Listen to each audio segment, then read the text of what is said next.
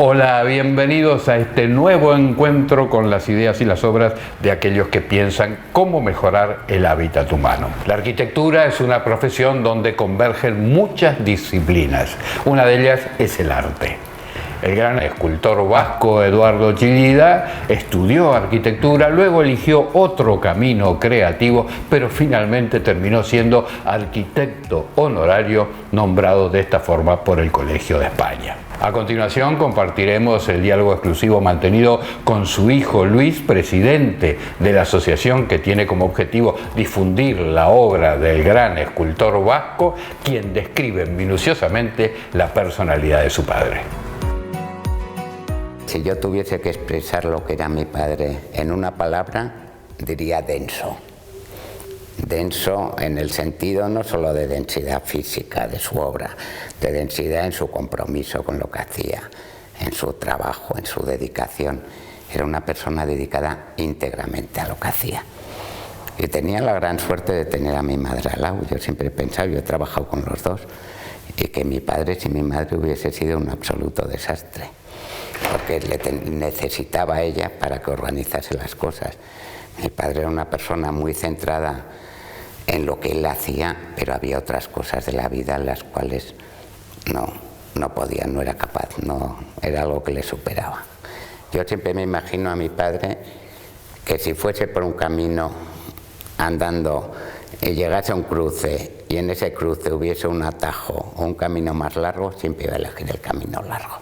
Nunca iba a elegir el fácil, ni la facilidad, siempre era buscar la profundidad. Para él el arte, el sentido del arte está en esa profundidad que hablabas, en la filosofía, en la poesía, en la música, en otras muchas cosas expresadas a través de su obra.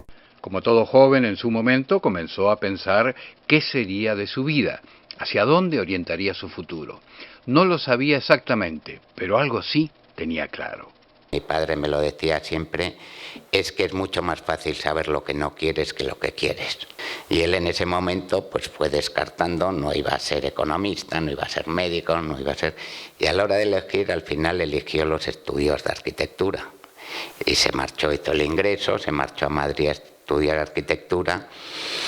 Y bueno, y lo que le sucedió realmente fue que a mitad de esos estudios, más o menos a mitad de la carrera, empezó a estar muy desilusionado con lo que aprendía.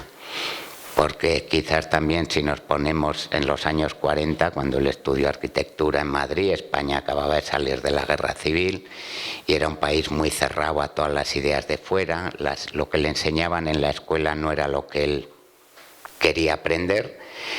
Y entonces fue cuando le dijo a mi madre, que por entonces era su novia, que si ella le seguía, que él lo dejaba, que él creía que como arquitecto no podía continuar eso que estaba aprendiendo y que quería dedicarse a la escultura. Finalmente mi padre acabó siendo arquitecto. Es el único arquitecto honorario que existe en España. El Colegio de Arquitectos le nombró arquitecto honorario el año 88 y le dieron el título de arquitectura sin haber acabado. Incluso Cosme de Barañano, un crítico que ha trabajado mucho sobre la obra de mi padre, decía que de alguna forma el trabajo de fin de carrera de mi padre con ese título que le dieron fue el elogio del horizonte que está en Gijón. El gran escultor, a partir de esa idea, comenzó a buscar diferentes emplazamientos para ese elogio. Pero las mejores ubicaciones estaban militarizadas por su carácter estratégico. En determinado momento el arquitecto Paco Pol, que estaba realizando la remodelación del Cerro de Santa Catalina en Gijón, Principado de Asturias, lo convoca y así se realiza la emblemática escultura en el lugar actual.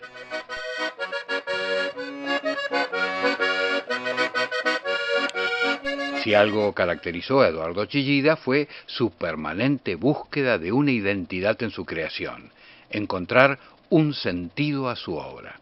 Claramente queda en evidencia en esta anécdota. Cuando deja el arte primero, cuando estuvo en París y atraído por el arte griego, por la figura, lo deja después de una exposición que es la primera vez que tiene repercusión su obra.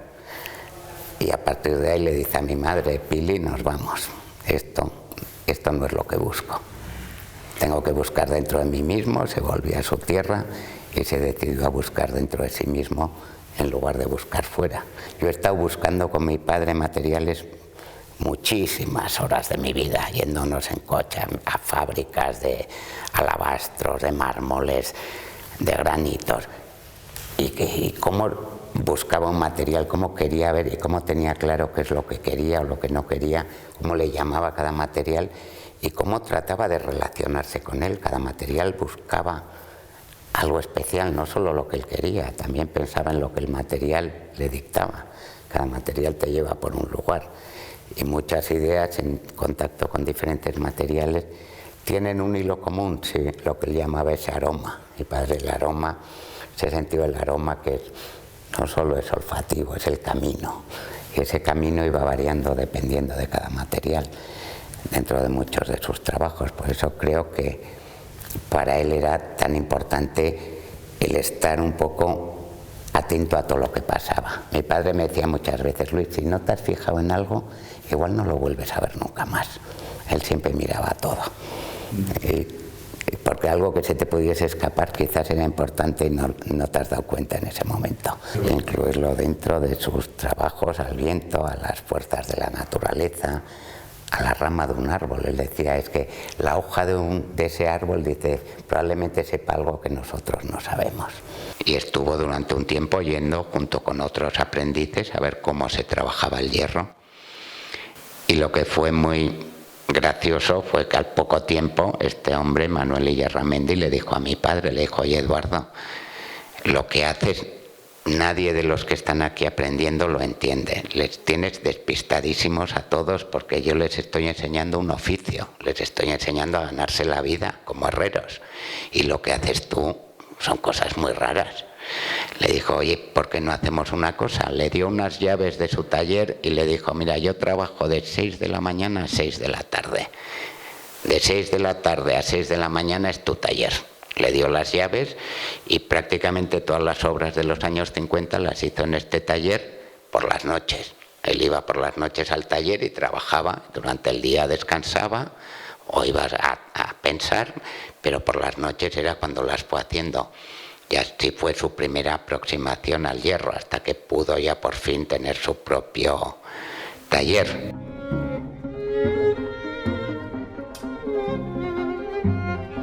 Era capaz de crear a una serie de personas alrededor suyo que creían en lo que hacían, que veían que lo que estaban haciendo era importante y estaban haciendo algo que no entendían como algo normal, porque eran personas que normalmente estaban haciendo un motor de un barco o una tobera para una presa, y ahí estaban haciendo algo que ellos mismos se daban cuenta que era diferente.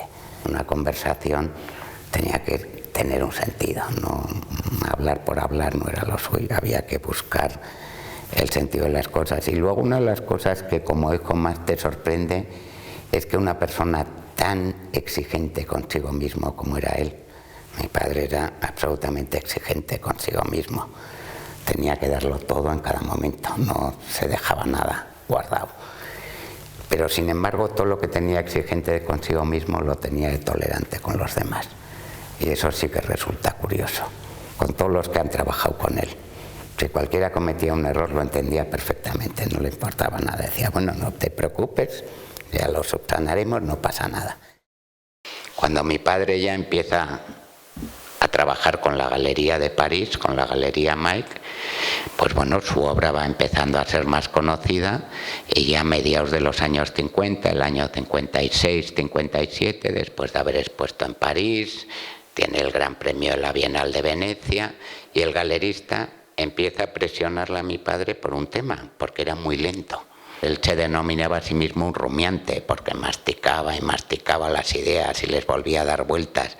Entonces la Galería de París empezó a presionarle en el sentido que le decía: Eduardo, no hay manera de poder mover tu obra. Haces muy pocas obras al año. En esos años podía hacer 20 esculturas al año. Y entonces le empezó a intentar convencer a mi padre de que hiciese múltiples de las esculturas. Durante los años 50 había como una especie de acuerdo entre galeristas, coleccionistas, artistas, y hasta 10 copias de una obra de arte se le llamaba obra única, eran obras seriadas. Finalmente, después de muchas discusiones, el año 57, mi padre accede a elegir 6 obras suyas que eligió hasta ese momento, y de esas 6 obras se hicieron 4 copias en bronce. Mi padre fue con mi madre a París a verlas, y en el momento que abrió la puerta del atelier de París y vio la obra original con las 4 copias, lo primero que le dijo a mi madre fue: Pili, esto parece una zapatería. No le encontró ningún sentido. Su universo no era muy grande, pero él lo definía como una espiral.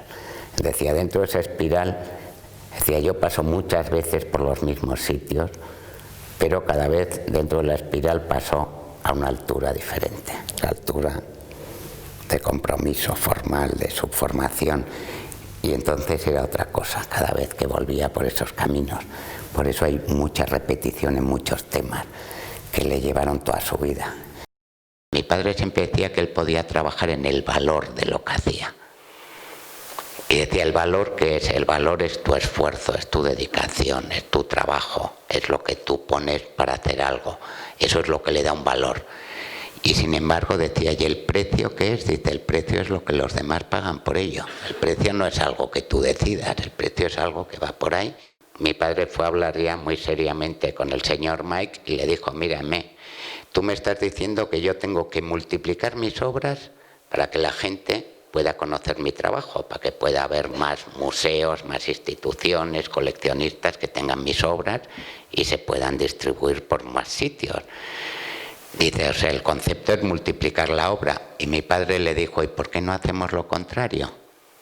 ¿Por qué en vez de multiplicar la obra no multiplicamos a los propietarios de las obras? Y claro, ahí fue cuando el galerista se le quedó mirando y diciendo, ¿de qué hablas? Estamos en el año 57. Y mi padre, ¿qué hablaba en ese momento? De la obra pública. Una escultura que está en un lugar público, ¿a quién le pertenece? Le puede pertenecer a todo el que vaya a ese lugar a verla. El Peine del Viento en San Sebastián, o la obra que está en Berlín o en Gijón, son obras que no pertenecen a nadie o pertenecen a todos. Llegar a realizar estos proyectos pues no es sencillo, porque en muchos casos son obras que llevan muchos años de trabajo, de dedicación, de ir preparándolas. Toda obra pública genera unos problemas muy grandes, porque hoy en día vemos el Peine del Viento en San Sebastián y todos decimos, qué maravilla, el lugar más visitado de San Sebastián, salen todas las fotos de San Sebastián. El año 77 lees los periódicos de esa época y es excuso decirte lo que era. Se han vuelto locos metiendo unos hierros en las rocas, se tenía que haber hecho un aparcamiento para la playa o una cafetería, eso no tiene ningún sentido. Lees esa hemeroteca y nadie lo entendía. Y claro, en esto sí que ahí empieza a haber una cuestión que para mi padre fue siempre fundamental, que es la cuestión del lugar. O sea, para mi padre una escultura era algo que cuando estabas pensando en un proyecto no era lo mismo para un sitio que para otro, tenía que estar relacionada con un entorno, con un lugar específico, que era el tamaño. Yo no lo he oído jamás a mi padre hablar de una escultura grande o pequeña. Decía, ¿qué es grande o qué es pequeño? Claro, ahí sí entramos en temas muy arquitectónicos. ¿Qué es grande? Pues una cosa es grande en función de una escala o de un lugar determinado. Entonces, en este tipo de proyectos empiezan a surgir diferentes proyectos y empiezan a surgir diferentes escalas y por lo tanto diferentes materiales. Había materiales con los cuales no puedes llegar a una escala determinada. Claro, ahí sí empieza a haber una parte de construcción o una parte de relación con esa formación arquitectónica que había tenido y que siempre le interesó la arquitectura, pero la escultura no tenía el mismo fin.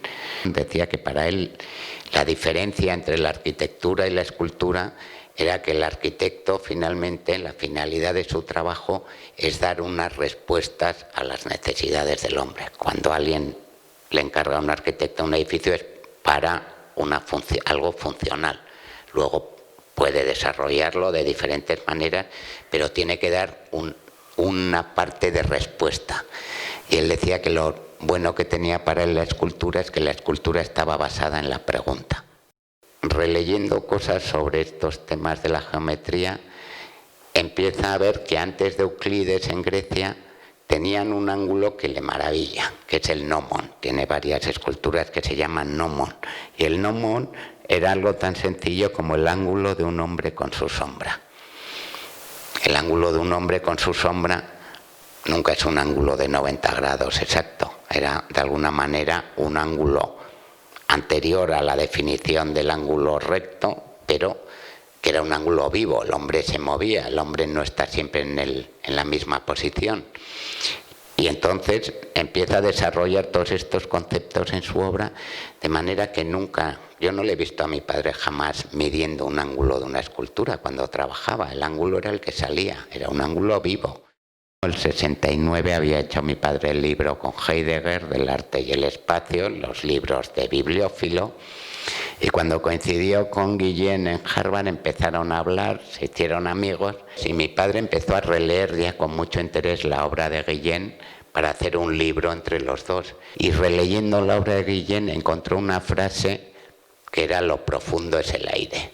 Y esa frase, de alguna manera, mi padre la vio enseguida como algo que estaba muy relacionada con lo que él trabajaba con la piedra, del vaciado y como el hierro, el meterse dentro de los materiales. Y ahí fue cuando empezó a darle vueltas a un tema que finalmente acabó en Tindaya, pero mucho después, porque el libro es del año 72. Desde el año 94 que fui con mi padre a Tindaya, pues llevamos 25 años desde que la fuimos a ver la montaña y desde que encontró ese lugar que él creyó maravilloso. Pero mi padre siempre lo definió como un proyecto ciertamente utópico, porque lo que veía en la montaña era, después de muchos años trabajando tanto con el alabastro como con el granito, sacando del bloque el material. Cuando sacas el material lo que estás es introduciendo un vacío dentro. Es una parte muy arquitectónica. Él empezó estudiando arquitectura, por lo tanto, y entonces a mediados de los años 80 fue la primera vez que se dio cuenta que es que, claro, que en esa búsqueda de la escala de las obras que estaba haciendo, que el material no era el que salía de la montaña, el material era la montaña. Y que los canteros, cuando iban a una montaña, lo que van es a sacar la piedra. Y decía, y si la sacasen con orden, si en vez de destruir la montaña por fuera, pudiesen sacar esa piedra de dentro de la montaña, pudiesen hacer su trabajo como lo hacen, extrayendo la piedra, pero que desde fuera no se notase. Y que, sin embargo, crear en el interior de la montaña un espacio, un vacío maravilloso donde pudiésemos entrar a verlo y a vivirlo, como ver una obra desde dentro. Desde dentro se llama una de las primeras obras de mi padre, del año 52, cuando volvió de París. Y cuando se da cuenta de eso, empieza a buscar una montaña. Yo he estado con mi padre en Sicilia, en Suecia, en Finlandia, visitando montañas que le ofrecieron para hacer este proyecto, pero estaban demasiado deterioradas ya las explotaciones. No encontró lo que buscaba hasta que llegamos a Tindaya. La vio y dijo, es la montaña perfecta. Finalmente fue desarrollando el proyecto para este lugar. La montaña podría soportar un techo plano de casi 50 metros por 50. Tenía unas condiciones perfectas para... Y además era una montaña que tenía unos grabados, unos podomorfos arriba que sorprendentemente son iguales que la firma de mi padre, exactamente iguales. O sea, que era algo que estaba, esa montaña y mi padre estaban llamados a conocerse. El problema que tiene un proyecto de una obra pública es que cuando no se ha llegado a hacer no se puede defender, porque el que no le interesa no sabe ni lo que es, ni le interesa. Yo, por ejemplo, estaba hablando con grupos de ecologistas y el proyecto de Tindaya es un proyecto absolutamente respetuoso con la naturaleza. Todo lo contrario, lo que quería demostrar es que era posible que la extracción de piedra a una montaña no destruyese una montaña. Eso está basado en salvar a esa montaña de esa explotación irracional que había tenido hasta entonces, porque esa montaña tenía 30 canteras que le estaban quitando la piedra. Por lo tanto, él trataba de salvar una montaña, y que le tachasen de que quería destruir una montaña no tenía que ver. Y cuando alguien hablaba, pues ese proyecto megalómano, si precisamente lo que él quería demostrar era la pequeñez del hombre. No lo saben lo que va a ser, pero sí saben decir, no, eso no lo queremos, o eso va a ser una locura, o eso no se puede hacer. Y finalmente se fue parando, nunca se ha parado del todo, todavía seguimos, pero claro, realmente hay cuestiones dentro del proyecto de Tindaya que son, por un lado, la parte de construcción de la obra, o sea, lo que sería la extracción de piedra de la montaña, es un 0,3% del volumen de la montaña. Si algún día se puede hacer, ojalá. A mí me encantaría, me ha dado mucha pena que mi padre no la viese, me ha dado mucha pena que mi madre también se fuese sin verla, pero si algún día se puede hacer, pero si se hace, se tiene que hacer bien. Y eso también es un problema, no se puede empezar una obra de esa envergadura sin la convicción de que se va a hacer en las condiciones adecuadas de respeto a la propia montaña, al medio ambiente, pero bueno, la esperanza no hay que perderla nunca.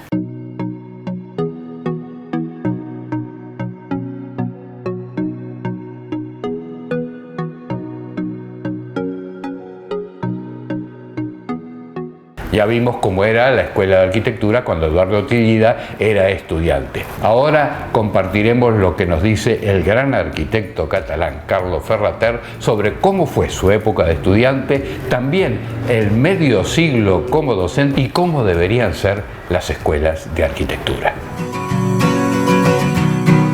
Sí, yo no tuve escuela, yo viví, hice la escuela los años 60 hasta los 70, que no hubo escuela porque estábamos siempre de huelga, de manifestaciones, ocupada por la policía, los grises, franquista, hasta el año 75 y tal, con lo cual no tuve casi clases, me tuve que buscar, pero nos reuníamos, aunque era en la diagonal, no nos dejaba entrar en la escuela, pero allí, oye, tal, íbamos a ver casas de Coder, casas de tal, no sé qué, viajamos a Maria Bersota, íbamos a Italia a ver Magistetti, a ver el racionalismo italiano, Terragni, Moretti y tal, íbamos por Francia a ver Corbu, es decir, cogíamos un cochito y nos hicimos la carrera fuera de las aulas prácticamente.